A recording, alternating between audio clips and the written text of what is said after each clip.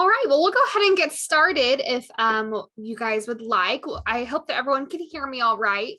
My name is Camille Abdel-Jawad. I am actually your instruction and outreach librarian here at Park University, as well as an assistant professor. And I am so thrilled to be here with you all today for How To Tuesday, which is all about citations and plagiarism. And this workshop is really designed for you to get support from the library about how do we create citations, how do we ensure we aren't accidentally plagiarizing our sources, and how can I ensure that I am doing my due diligence to really cite my sources correctly.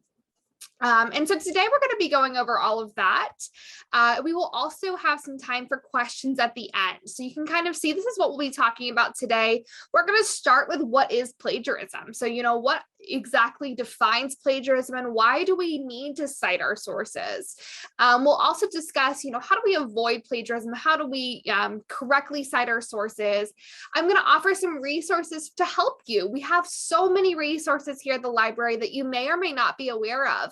So we're going to kind of go over what kind of resources we have available, as well as where to get help if you need additional assistance, either from me or from one of our other amazing services here on campus. And then again, at the end, we'll have time for some questions. So if you have questions, you can send them in the chat, or you can unmute at the end and we'll discuss all of them. I want to make sure you guys all have an opportunity to ask whatever you need to in order to be successful today. So we'll go ahead and get started with that. We're going to kind of kick off our presentation today with thinking, what is plagiarism and why does it matter? But to kind of begin, we're going to kind of think not so much about plagiarism, but citations. Why do we cite? So plagiarism really, at its heart, is an absence of citing. It's not citing your sources, or not citing or giving credit where credit is due. That's really what this is all about. When we utilize other information, when we utilize knowledge from other people, whether that's through a video or a photo or a journal article, whether that's peer-reviewed or maybe it's a news article, whenever we gather information for any of our classes or any of our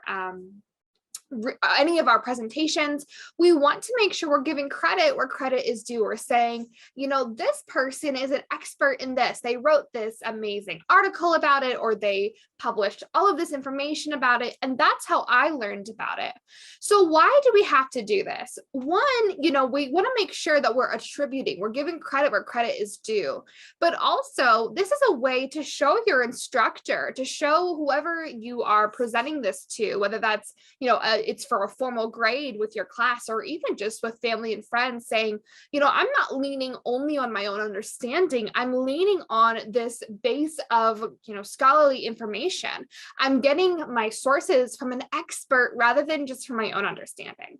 So that is why we cite. That is why we want to avoid plagiarism. Obviously, when you are in school, we don't want to plagiarize because we want to make sure you're doing your own authentic work. You're, earning this degree that you're working on. But in the broader scope of life, we always want to make sure we are attributing or giving credit where credit is due to any kind of information we utilize. So to kind of test your guys' knowledge before we get started, we're going to go ahead and do a little Zoom poll. So if you're here live with us, if you're watching back, no problem. We'll kind of go over these questions if you're watching the recording, but I've just launched a Zoom poll for us. So it should pop up on your Zoom screen. And I want you guys to answer these 3 questions. And, if you aren't sure, there's always an answer that says not sure. So feel free to select that one. This is totally anonymous. I won't be calling you out for your answers. I just kind of want to see where are we at as far as knowledge of whether something is plagiarism or not. So I'll give you guys just maybe 1 or 2 minutes to read through these 3 questions and say, yes, this is plagiarism, or no, it's not plagiarism. And then we'll go through it all together at the end.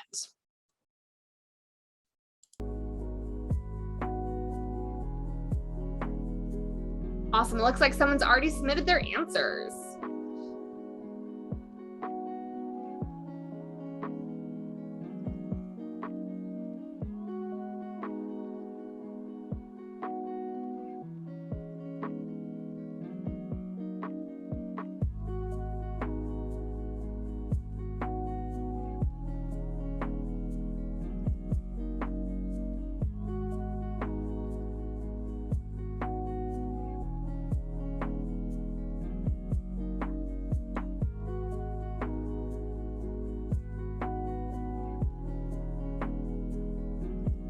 Great job, you guys. We'll just give you guys maybe 30 more seconds to finish up your thoughts here, if you have not already.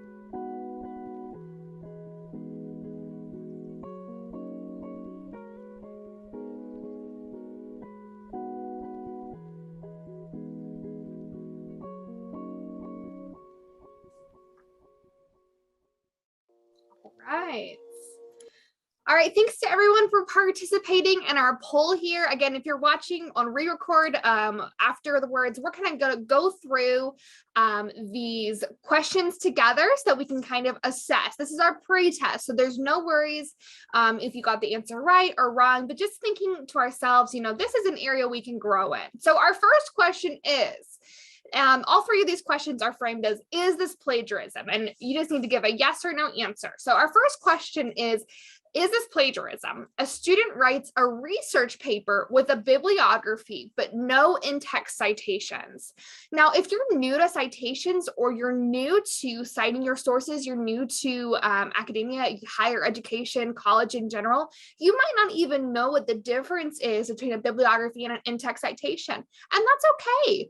At the library, we want to meet you wherever you're at. We're going to talk about all of that later in this presentation. But there is a difference, right, between the bibliography and the in-text citations. And we're kind of split right here on our answers. Some of us said yes, some of us said no, and some of us said not sure. And actually, this is plagiarism. So when we create a research paper and we have the bibliography, that's a really important step, right? We want to make sure that at the end we say, okay, here's all the information and where I got it from. But without the in-text citation to point to where you got that information in your actual paper, it can be hard for our instructor or for whoever is reading your paper to know exactly where you got that information. So we need both an in-text citation and a bibliography, which we'll talk a lot more about as we continue with this presentation. All right, so our second question is this. A student is doing research and wants to use information that they found in an article. So they put the text in their own words, the information that they found from doing research. So is that plagiarism? Again, we were kind of split on this one, although more of us said no. And actually, this is also plagiarism. This is plagiarism, and it really is tricky for students sometimes. I think that there's this huge misconception among students, and oftentimes among, if you're straight out of high school, among high school teachers, is we kind of like to say, oh, but I put it in my own words. So then I'm not, taking their words, so it's totally fine if I utilize it. And this is actually a really important skill, right? It is called synthesizing, right? We're taking the information from the research and we're saying, okay, I'm understanding that information and I'm taking it and I'm putting it in my own words and giving it in my presentation or in my paper, which is great. Don't misread this. That is a really good skill to have, and it's really important as a researcher. However, we still have to attribute or give credit where credit is due to whoever you got that information from. Again, paraphrasing or putting something in your own words is not a bad thing. It's a really important skill. We still have to attribute. We still have to say, okay, all of this information came from this source. All right, and our last question is this plagiarism? A student wrote a paper for a class in the fall and reuses it with some changes for a class in the spring. And again, we are kind of split on this one. Some of us said yes, some of us said no, and a few of us said not sure. And this actually is also plagiarism. This is kind of a tricky quiz, right? They were all three plagiarism. And this last one is really hard for students sometimes because I think a lot of students think, oh, but it's my own work. How can I, plagiarize my own work? It's mine. I own it. I get to distribute it. And that's absolutely a fair argument, right? It is your own work and it is absolutely your intellectual property. However, what we want to do while we're at Park is really challenge ourselves to put our best academic foot forward and make sure we're creating original content for every single assignment we're doing, unless your instructor has instructed you otherwise, right? Sometimes we get essays and we would like to build upon them within the same class. That's all good. But we want to make sure that every opportunity we have to showcase our knowledge, we are doing so. Can you write about the same topic in multiple different essays? Absolutely. But we shouldn't take, one essay that we wrote for one class and try and make it fit to another topic and another assignment in another class. And really for that, when we think about that, we're kind of taking something that's pre-existing and twisting it and changing it and trying to make it fit to this new assignment, rather than taking the assignment and putting our best academic foot forward and saying, okay, what do I need to do for this assignment? So that's actually something we call self-plagiarism, right? So we would want to make sure we are doing our very best academic original work every single time. Awesome. Well, I hope that you guys kind of enjoyed that poll. We're able to learn a little bit, and we're going to go ahead and go through all of this in more detail with our workshop here. So there are three main types of plagiarism to kind of review what we talked about. Using someone else's work or ideas, that's a pretty straightforward one, right? Paying someone to write an essay obviously is plagiarism. Using ideas or an essay you found online, obviously plagiarism. These are the kinds of things we usually think of. Taking tests or exams online with classmates. But there's also, plagiarism that's accidental plagiarism, right? You're not trying to, but sometimes we just aren't super aware or super knowledgeable about what it means to cite our sources, or when we need to cite our sources, or how we need to cite our sources. And that comes with paraphrasing without credit. Again, paraphrasing is a great tool to have as long as we're giving credit. Not using in-text citations like that first example, or otherwise just not giving credit where credit is due. And then we have, again, self-plagiarism, reusing an essay you wrote for a different class, repurposing information instead of putting our best academic foot forward and really trying to adjust or trying to create essays that are for the assignment at hand, rather than taking an assignment and making it try and work for this new class. Awesome. Okay, so that's kind of an overview of plagiarism, what it looks like, how we do it. And again, thinking about accidental plagiarism, as my experience as both an instructor here at Park, but also a librarian, most of the time students are accidentally plagiarizing. It's not intentional. It's not like they're just, I'm going to cheat on this essay, so I'm going to go grab an essay from online. It's more of that accidental plagiarism that we really want to make sure students are aware of, so that we can continue to grow as students and make sure we're doing things the correct way. A lot of that comes with how to cite my sources correctly. So we're going to do that. We're going to talk a little bit about that right now. How do I avoid plagiarism and cite my sources the right way the first time? There's three main types of citations that you will likely be asked to create based on, what your major is or what class you're in.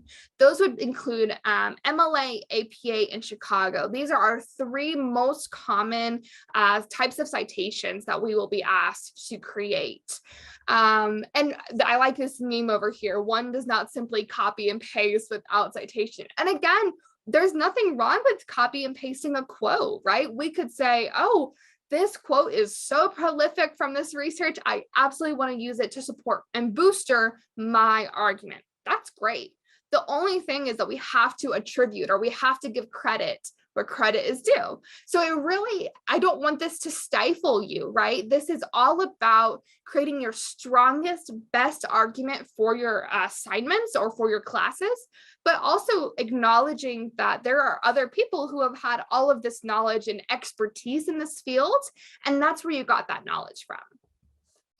Adding a citation does not diminish your argument. I think that's a huge fallacy that students have. Like, if I cite this, then it won't be as strong of an argument, or my teacher won't think that I'm thinking critically or whatever. When in fact, being able to say, I don't know much about this, so let me go to an expert who does know a lot about this and let me correctly cite how I got that information, absolutely shows that you are thinking critically. Okay, so what's the difference between in-text citations and a bibliography?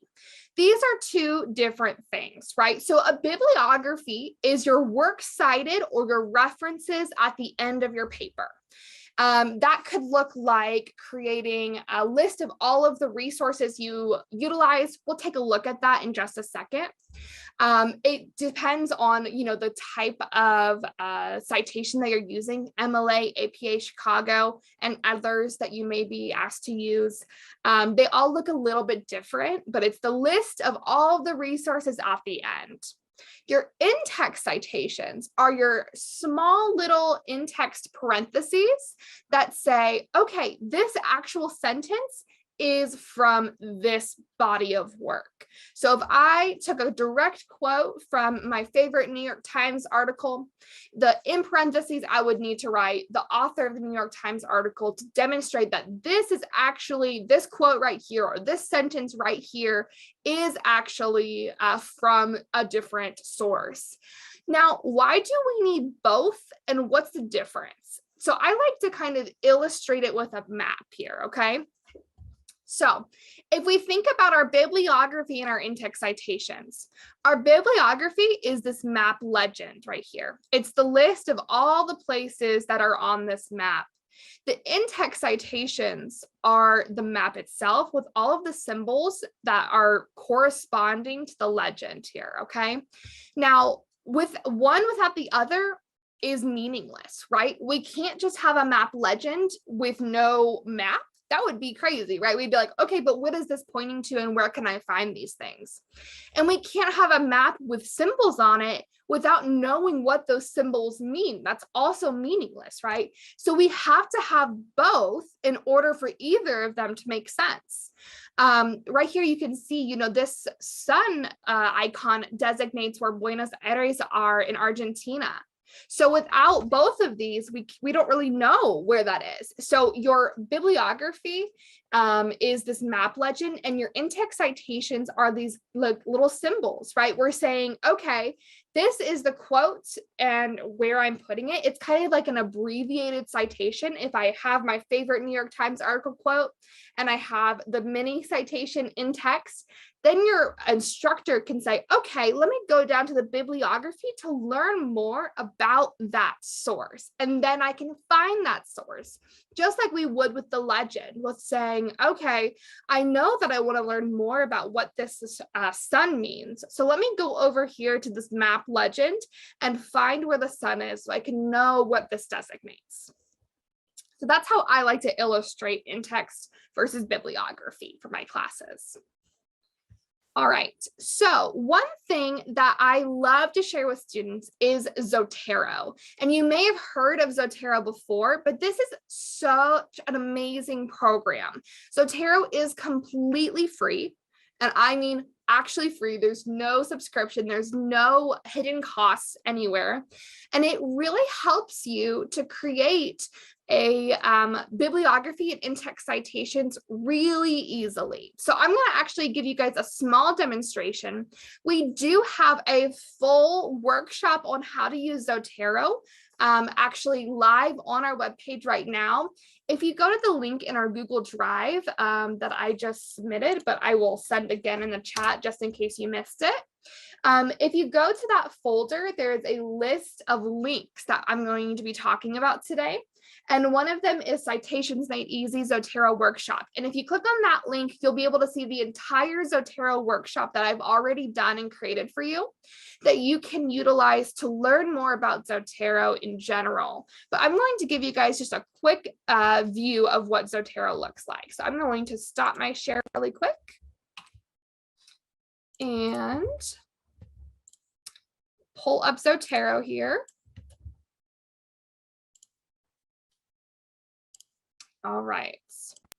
So this is Zotero. This is what it looks like. The way that we can put these resources into our library. So there's a lot of different ways that we can add to our library here. You see, I have 4 different sources already in my library. And the full workshop will go over exactly how you can add all your sources in a more in-depth way. But you can see here, when I click on one of my resources within my library, I have all of this information in here. But that's not even the best part, you guys. The best part is that when I'm writing my article, or writing my paper, or writing my presentation, if I wanted to put in-text or in-text citations or a bibliography into my Zotero, or excuse me, into my paper, I can just do it directly from Word. So for an example, this is an example. And let's say I did this quote and I wanted to cite my sources. All I have to do is go up to this tab that says Zotero and then press add/edit citation. And it will kind of prompt me to pick a citation style. I'm going to pick APA 7. And then it's going to pull up this red bar right here, and it's going to ask me to type in, who is the author, which citation are you wanting to pull? So I can take a look at my Zotero and say, okay, I'm looking for this one, which was written by someone with the last name of Sachs. And I can select this one. And when I press enter, it's going to put it directly into my essay like this, with the in-text citation. And so all I had to do was search for it. You can rely on Zotero to be accurate with whatever kind of citation style you want, whether that's APA, MLA, Chicago, or whatever. And then at the end, I could do my references and add my bibliography in here, and it will automatically add in my references. This is such a valuable tool for you all, and I hope that you'll take advantage of it and check out our citation and plagiarism citation workshop, the Zotero Made Easy workshop for it, and that you'll learn more about how to utilize this program, because it's an awesome program. I personally use it in my actual research and scholarship as a professor here. So it's definitely got my stamp of approval, and I hope that it will be helpful for you all. All right, so we'll go back to our workshop here. The most important thing to remember, regardless of what you're doing, is just to give credit where credit is due. If you're ever unsure of whether you need a citation, I always say err on the side of more rather than err on the side of less, right? If you're not sure if you need to cite something, always just go ahead and cite it, because you always want to make sure you're giving credit where credit is due. All right, so what resources do we have available to help you as a student? That's a wonderful question. I think a lot of times students feel very lost, because I think, plagiarism is a hot button topic, right? We don't want to ask too many questions because we don't want to be, seen as someone, oh, maybe they'll commit plagiarism, or, there's a really significant consequences to plagiarism within our university, like, failing an assignment, failing a class, being expelled, things like that. But I would much rather all of our students ask for help or ask for guidance as they cite their sources, rather than just trying to figure it out on their own and then accidentally committing plagiarism, right? So we want to make sure that we are doing our due diligence to try and find help when we need it. So the resources that we have here at Park that I really want to highlight are 3 different ones. The first is our Academic Success Center.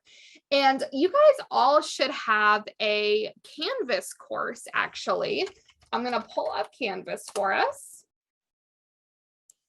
And you should all be in this course already. It's called Park Tutoring and Success Services. And if you go to that Canvas course, you'll actually be brought to all the different options for you to get help. And the one that I'm going to highlight today is the writing help page. Now, there are two different ways that you can get help writing a paper. You can actually just submit your paper for a tutor to look over. You could specify that you want to check your citations, that you want help with plagiarism or with citing your sources, and they would be happy to help you with that. You can do that through this link right here that says submit papers using our writing submissions course.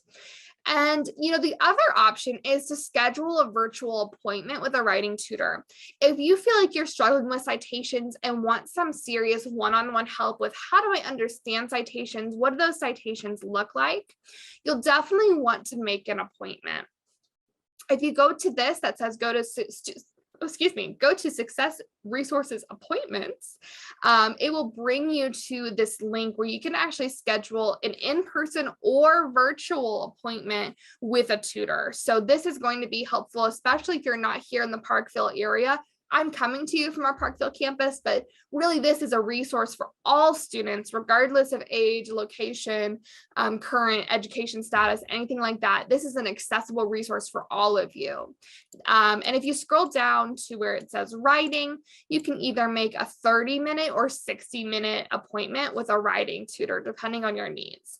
And they have really great availability. You can kind of pick from different tutors and see which kind of time slots are available here. All right, so that's our first resource. Our other resource that I would like to show you guys is our library guide. So if you go to our homepage, library.park.edu, you can actually go to this second tab here that says library guides. And then if we go down to resources for students, you can see that we have this second guide that's labeled citing and writing resources. This is going to be the hub for you to find so many different kinds of citing and writing resources. All of these links, again, are on that Google Doc page that I shared with all of you. So feel free to go ahead and click on those and kind of explore that. But this is going to be a great resource for you. You can see that we have different tabs along the top. It already links you to the Zotero tutorial, how to install Zotero, how to get started with it, as well as the workshop that I did on it. And then if you hover over citation resources, you'll see that we have a different guide for every single main popular citation style. So if you're wanting to learn how to use APA, we have all of these resources that are helpful, including, essay format. What font should I use? How do I do headers? How do I, understand what is an in-text citation? Things like that. We also have different tabs up at the top. And references, we have examples here. So reference list examples, if you wanted to see what does a reference list look like? This is the in-text citation, and then this is what the reference list entry would look like. We also have an annotated sample paper that was from another resource from the handbook for APA. And you can kind of see that this is an example paper that would be helpful. How do I make a title page? What does that look like? All of that information is on here for all the different kinds of citation styles that you'll be asked to do generally here at Park. If you're in a more niche discipline, you might have a specialized resource or, a specialized citation style. But for the most part, you'll likely be using APA, MLA, or Chicago. We also have a tab over here that says preventing plagiarism. So over here, we have so many more resources that I don't have time to cover today that will help you as you kind of navigate plagiarism, accidental plagiarism, how to cite your sources, and why we're citing them. We want to give ourselves credibility. We want to establish, where we're getting information from instead of relying only on our own understanding. This also shows you the swag technique, which I love the swag technique. I think it's a great way to really kind of show, how do I even introduce an in-text citation? How do I even introduce incorporating my sources into my research paper here?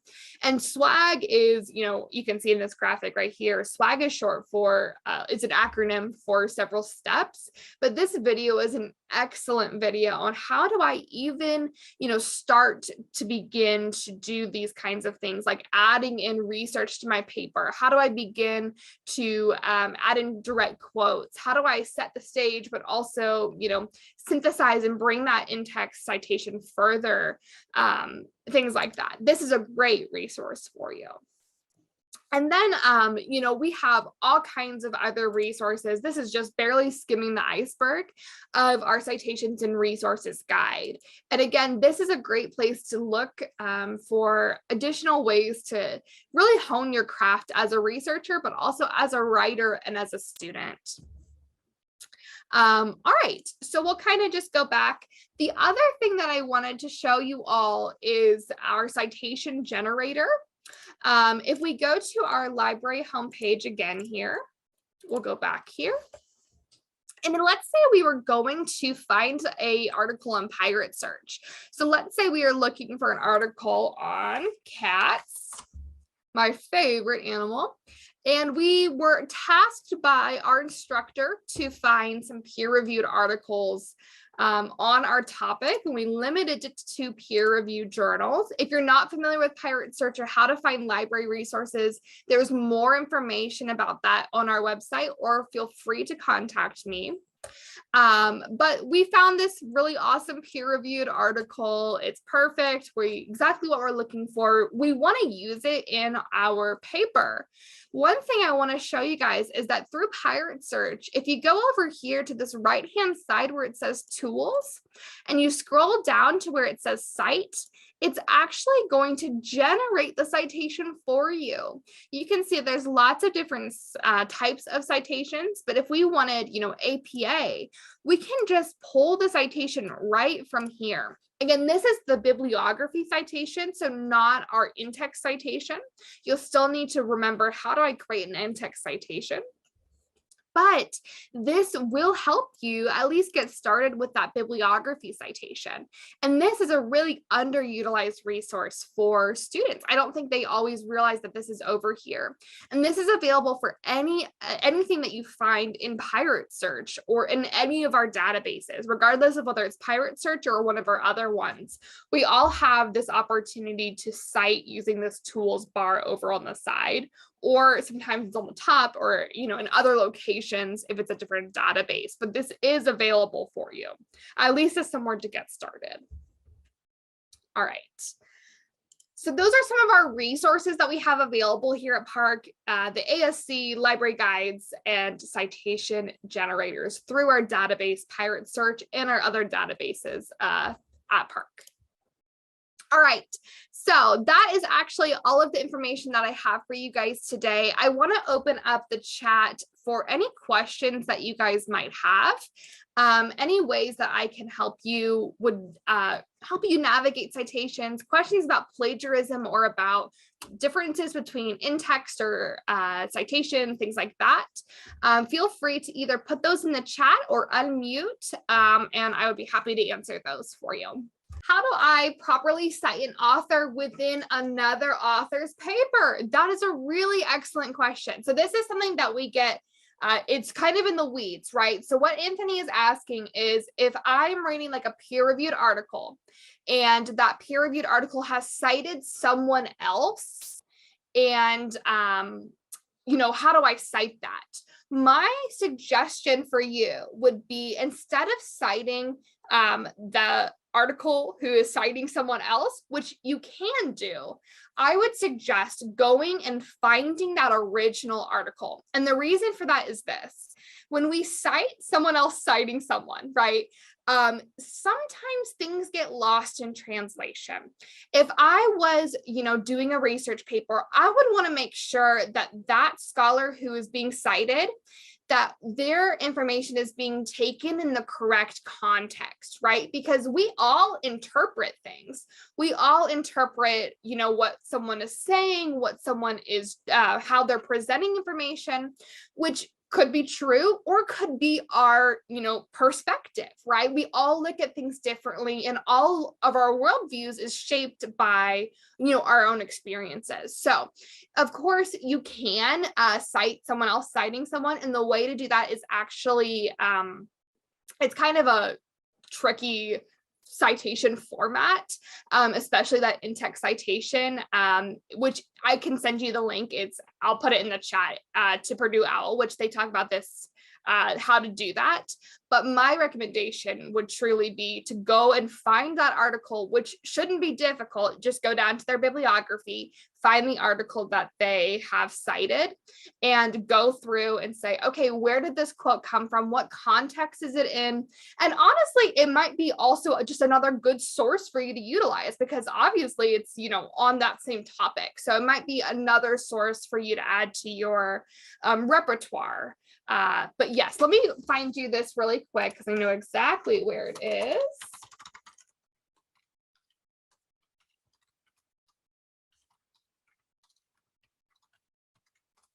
But did that help, Anthony? Awesome. Oh, perfect. Go Chiefs. I know. Awesome. Let me pull this link here.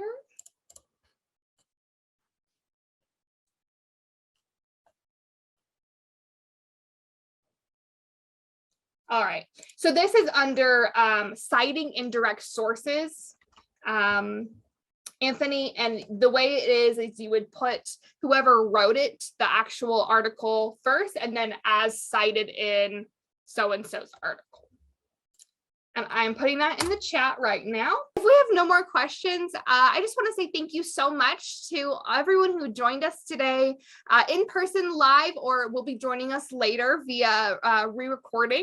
But if you have any further questions, please do not hesitate to reach out to me. I can direct you to any of these resources. We can find a time to get together via Zoom. We could do anything like that. Feel free to shoot me an email, to give me a call. I would love to work with you individually or refer you to another resource that might be helpful for you. And again, I am your instruction knowledge librarian. So if you have any other questions about research or library resources, of course I can answer those as well. And I would be so thrilled to work with all of you. So thank you guys so much again for coming today. I hope you'll join us next month for our next How To Tuesday. All the information all about that is again on our library website. You can find all of our upcoming events up there. And I hope to see you all again soon. Thanks so much for coming.